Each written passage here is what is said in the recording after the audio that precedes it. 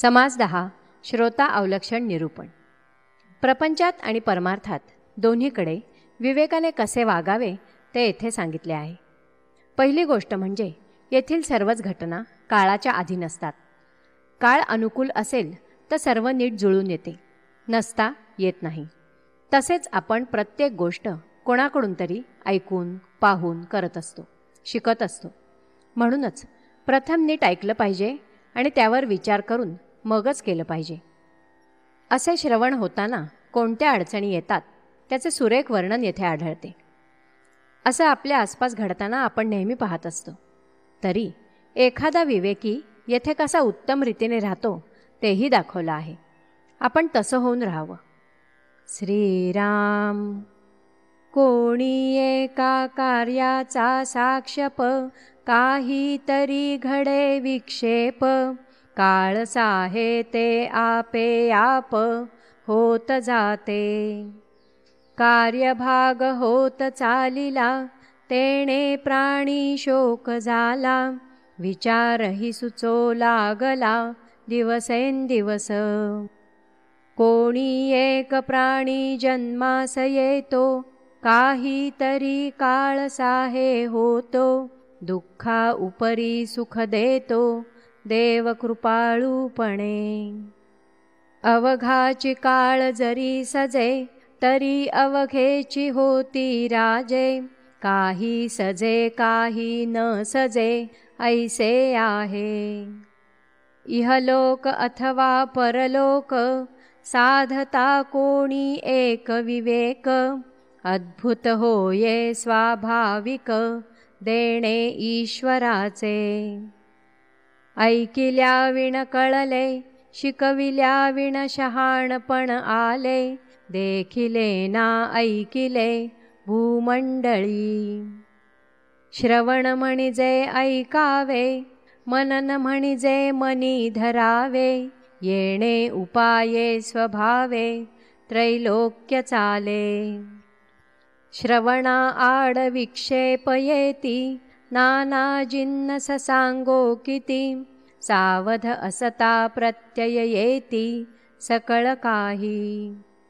श्रवणी लोक बैसले, बोलता बोलता एकाग्र झाले, त्या उपरी जे नूतन आले ते एकाग्र नव्हेती. मनुष्य बाहेर हिंडोनी आले, नाना प्रकारींचे ऐकिले, उदंड गलबलू लागले उगे असेना. प्रसंग पाहोन चालती, ऐसे लोक थोडे असती, श्रवणी नाना विक्षेप होती ते हे ऐका. श्रवणी बैसले ऐकाया, अडो लागली से काया, येती कडकडा जांभया निद्रा भरे. बैसले सुचित करूनी मना, परी ते मनची ऐकेना, मागे होते ऐकिले नाना तेची धरूनी बैसले. जे जे काही श्रवणी पडिले, तितुके समजोन विवरले, तरीच काही सार्थक झाले निरूपणी. मन दिसते माधरावे, ज्याचे त्याने आवरावे, आवरून विवेके धरावे अर्थांतरी. निरूपणी येऊन बैसला, परी तो उदंड जेऊन आला, बैसताच कासा विस झाला तृषाक्रांत. आधी उदक आणविले, घळघळा उदंड घेतले, तेणे मळमळू लागले उठोनी गेला. निरूपणी येऊन बैसला, तो विंचुवे फणकाविला, कैचे निरूपण झाला कासा विस. विषयी लोक श्रवणी येती, ते बायकांकडेच पहाती, चोरटे लोक चोरून जाती पादरक्षा. कोणी निरूपणी बैसती, सावकास गोष्टी लाविती, हरिदास तेरे रे करीती पोटासाठी।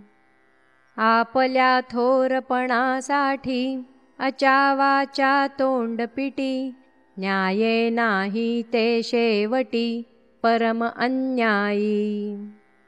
म्हणून जाणते विचक्षण ते आधीच धरिती नेणपण, मूर्ख टोणपा आपण काहीच नाही। आपणाहून देव थोर ऐसा जयास कळला विचार, सकळ काही जगदांतर तेहि राखावे। वैर करिता वैरची वाढे, आपणास दुःख भोगणे घडे, म्हणूनी शहाण्याचे कुकडे कळो आले। अखंड आपणा सांभाळिती, शुल्लकपण येऊ नेदिती, थोर लोकांस क्षमा शांती अगत्य करणे। अवगुणापाशी बैसला गुणी, अवगुण कळतो तत्क्षणी, विवेकी पुरुषाची करणी विवेके होते। उपाये पर्याये दीर्घ प्रयत्न, विवेक बळे नाना यत्न, करील तयाचे महिमान तोची जाणे। पृथ्वीमध्ये उदंड जन, जनामध्ये असती सज्जन, जया करिता समाधान प्राणिमात्रासी। तो मनोगतांची आंगे जाणे, मान प्रसंग समये जाणे, संतप्ता लागी निवऊ जाणे नाना प्रकारे। बहुत जनास चालवी, नाना मंडळे हालवी, ऐसी हे समर्थ पदवी विवेके होते। विवेक एकांती करावा, जगदीश धारणेने धरावा, लोक आपला आणि परावा म्हणोची नये। एकांती विवेक ठाई पडे, एकांती यत्न सापडे, एकांती तर्क वावडे ब्रह्मांड गोळी। एकांती स्मरण करावे, चुकले विधान पडे ठावे, अंतरात्म्या सरिसे फिरावे काहीतरी। जयास एकांत मानला, अवघ्या आधी कळे त्याला, त्यावे गळे वडीलपणाला ठावची नाही। इति श्रीदासबोधे गुरुशिष्य संवादे श्रोता अवलक्षण निरूपण नाम समास 10वा। श्रीराम।